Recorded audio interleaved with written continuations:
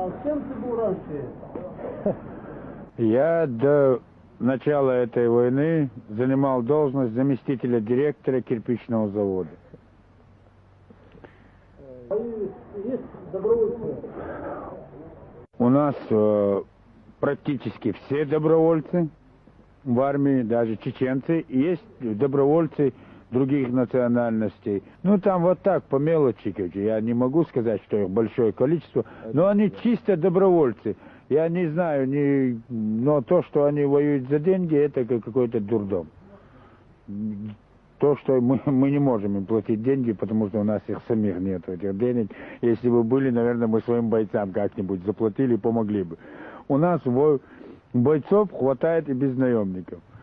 Самый главный вопрос сейчас, чем дольше тянется война, тем больше мы вооружаемся, потому что мы берем трофейное оружие, и тем больше у нас становится бойцов. Вот и все. Скоро, если война еще продлится, у нас, я думаю, чеченцев будет самая большая армия в мире.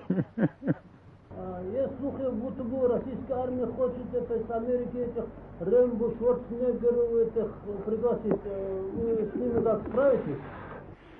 Я Рэмбо, Шварценеггер и Сильвестр Сталлоне, мои любимые актеры, я люблю смотреть на них по экрану, но в жизни, в этой войне Шварценеггер и Рэмбо русским не помогут.